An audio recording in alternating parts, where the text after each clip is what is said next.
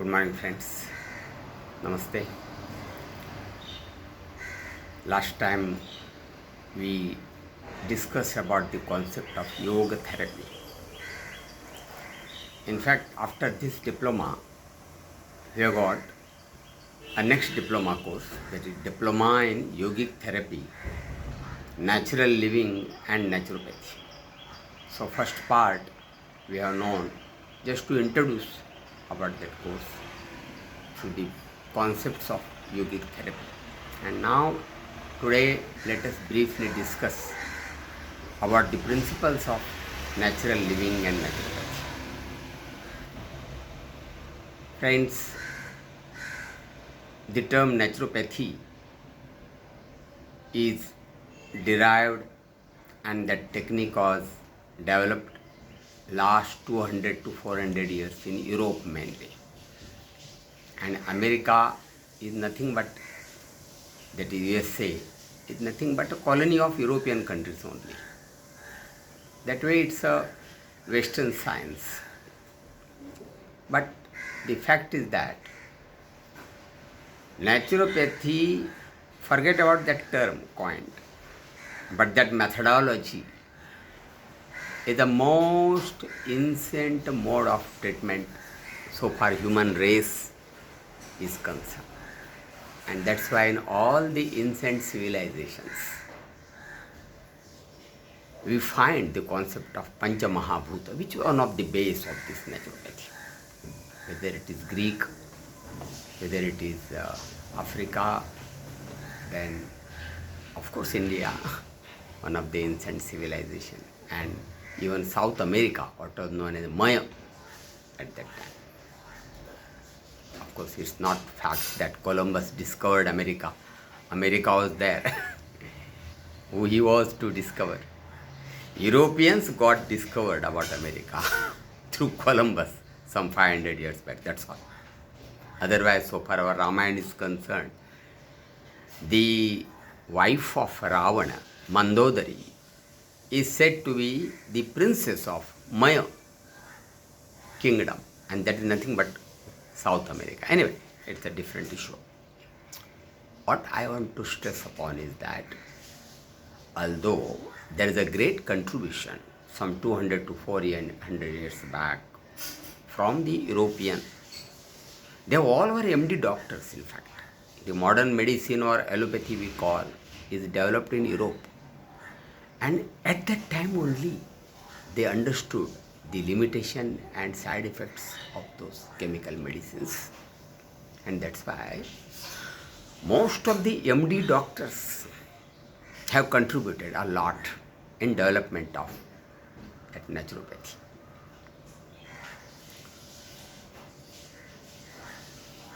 In India also that Panchamahabhuta concept was there, this naturopathy was there, but in India it got developed to even a subtler level.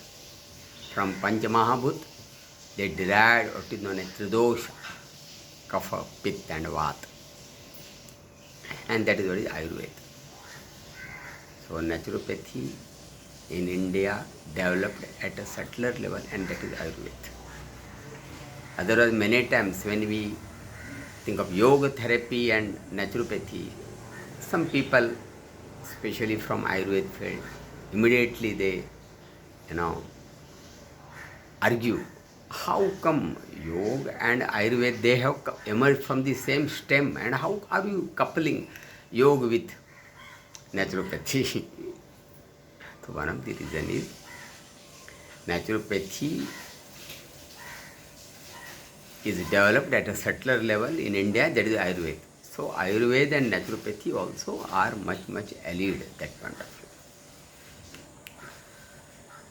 Secondly, in naturopathy, Ahar, Vihar, Nidra, that is contribution of the food, contribution of the movement of the body, exercise, etc. and contribution of the mental state is stressed on. Ayurveda also has formulated,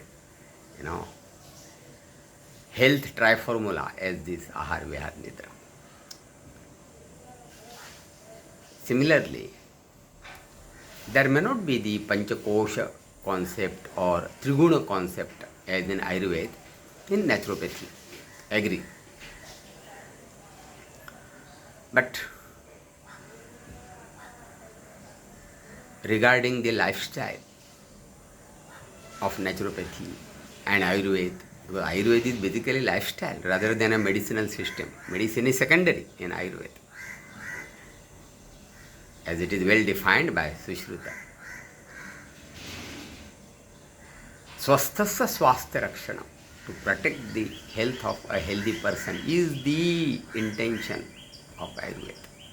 And then there is secondary treatment. Vikarasya, aturasya vikara prashamanam.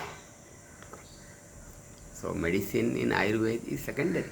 First is swastha rutta, ritucharya, dinacharya, how to live a healthy life. Ayurveda, there are 4 Vedas, as you know, and this is supposed to be the 5th Veda, Ayurveda, how to live the life.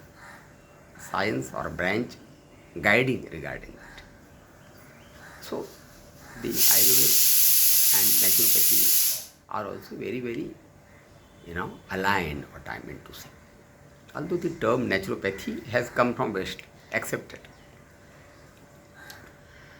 This is one part, that naturopathy includes vihar and nidra, and yoga contributing a lot to vihar and nidra, most of the asana, they are movement.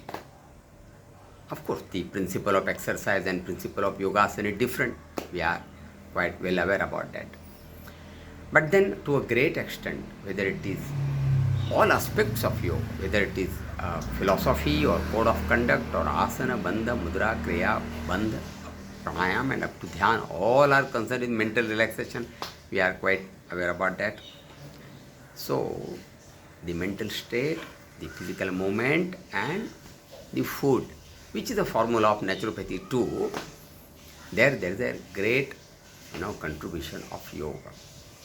So yoga is included by naturopaths, the lifestyle. This is on one side. Another side, already the Ashtanga Yoga prescribed by Maharshi Patanjali. The very first ang is Yama, and the 4th upang of Yama is Brahmacharya. Yam, okay. Satya, Ahimsa, Asteya, Brahmacharya, Aparigraha. The Brahmacharya means celibacy, keeping restricted or away from the sex. That's our general understanding. That is just superficial.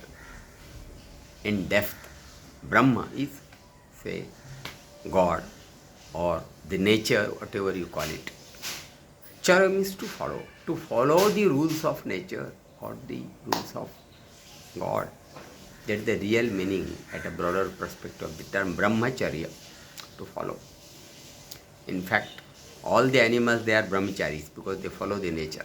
When they are hungry, they will eat. A tiger who is not hungry won't attack a deer because they follow the rule of the nature. Only we people have become very abnormalized. Prakriti and Vikriti, what we call. Hence, supposing my stomach is full, and then if somebody asks me, have one more roti or rice, I would say, no, ho gaya. But if some dish like, say, ice cream comes later on, immediately, oh my God, it's my weakness. So without hungry, the only animal eats, and that is human beings, we the people. Similarly, in all these sensualities, we have exploited. For every sensuality, there is the intention of nature. Supposing we were not given hunger or not given taste, had we